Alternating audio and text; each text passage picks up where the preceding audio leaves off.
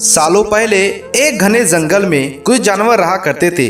उनमें से एक शेर था और उसकी सेवा में हरदम लोमड़ी, भेड़िया, चीता और चील रहते थे।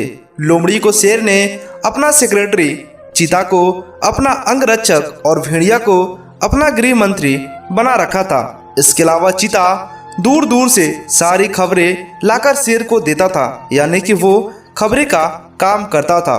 इन चारों को भले ही शेर ने अच्छे अच्छे पद दे रखे हो, लेकिन दूसरे जानवर इन्हें चापलूसी मंडल कहते थे। सबको पता था कि चारों कोई काम करे चाहे ना करे, लेकिन शेर की चापलूसी खूब अच्छे से करते हैं। रोजाना चारों जानवर शेर की बड़ाई में कुछ शब्द कह देते जिससे वह खुश हो जाता। इन सब के चलते जैसे ही शेर शिकार करता रहता, वो अपना पेट भरकर खाने और बाद में चारों बैठकर अपने भेड़ियों की बात किया करते थे। इसी तरह लोमड़ी, भेड़िया, चीता और चील की जिंदगी बड़े ही आराम से कट रही थी। एक दिन खबरी चील ने अपने चापलूस दोस्तों को आकर बताया कि काफी देर से सड़क के पास एक ऊंट बैठा हुआ है। भेड़िया ने सुनते ही पूछा कि क्या वो अपने काफिलों वालों से बिछड़ गया है।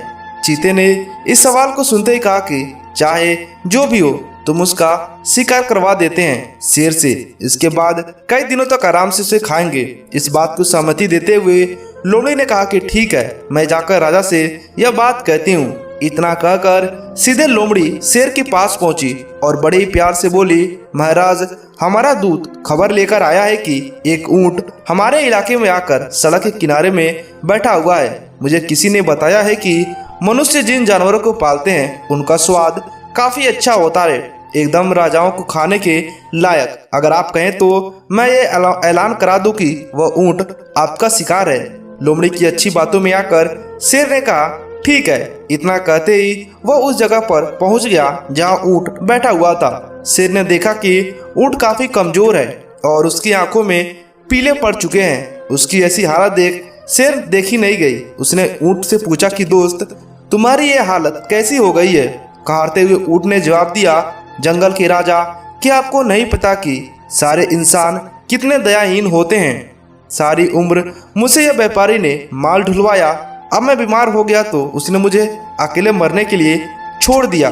उसने सोचा कि मैं उसके किसी काम का नहीं रहा, इसी वजह से अब मैं मुझे साथ कोई नहीं रखता और मेरा इलाज भी नहीं करवाया। अब आप ही मेरा शिकार कर दीजिए ताकि मुझे इस दर्द से मुक्ति मिल जाए। इस सब बातों को सुनकर शेर काफी दुखी हुआ। उसने ऊंट से कहा कि अब तुम इसी जंगल में रहोगे हमारे साथ, यहाँ तुम्हें कोई भी नहीं मारेगा। मैं ऐलान करा देता हूँ कि तुम्हारा शिकार कोई भी जानवर नहीं करेगा।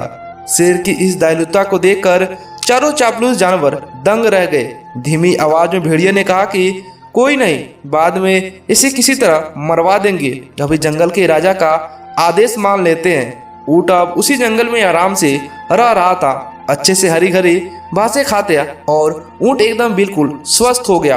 वो हमेशा शेर के प्रति आदर भाव रखता था और शेर के दिल में उसके लिए दया और प्रेम की भावना थी।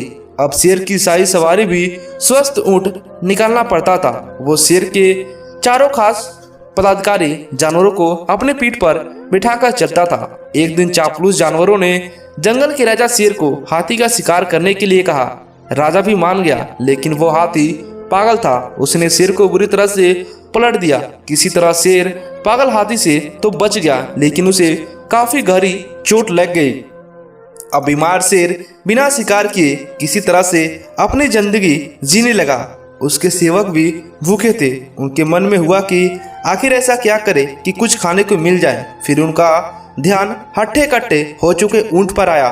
सबने मिलकर एक तरकीब सोची और राजा के पास चले गए। सबने पहले भेड़िए ने कहा, महाराज, आप कितनों दिनों से भूखे हैं, मेरा शिकार कर कर मुझे खा लीजिए, आपकी भूख मर जाएगी। फिर चील कहने लगा कि राजा साहब, भेड़िया का मांस खाने लायक नहीं होता है, आप मुझे खा लीजिए। चील को पीछे ढकेलते हुए लोमड़ी बोली, तुम्हारा मांस इनके दांतों तक ही रह जाएगा, आप इसे छोड़िए, मुझे खा लीजिए। एकदम से चीता बोला कि इसके शरीर में आपको सिर्फ बाल ही मिलेंगे, आप मुझे खाकर अपना भूख मिटा लीजिए। ये सब उन चापलूस जानवरों का नाटक था जिसे ऊंट नहीं समझ पाया। उसने एकदम से कहा कि महाराज, मेरी जिंदगी तो आपने ही दी है, आप इस तरह से भूखे क्यों रहेंगे, आप मुझे मारकर खा लीजिए। चारों चापलूस जानवरों को इस बात का इंतजार था। उन्होंने एकदम से कहा, ठीक है महाराज, आप ऊँट को ही खा लीजिए। अब तो खुद ही कह रहा है कि मुझे खा लो, और इसके शरीर में मांस भी काफ़ी ज़्यादा है।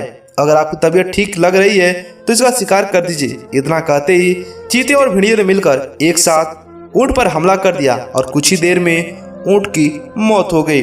दोस्तों, इस कहानी से हमें ये सीख मिलती है कि अपने आसपास चापलूस लोगों को नहीं रखना चाहिए। वो हमेशा अपने फायदे के लिए ही सोचते हैं। आपको यह कहानी कैसी लगी हमें नीचे कमेंट कर बताइएगा।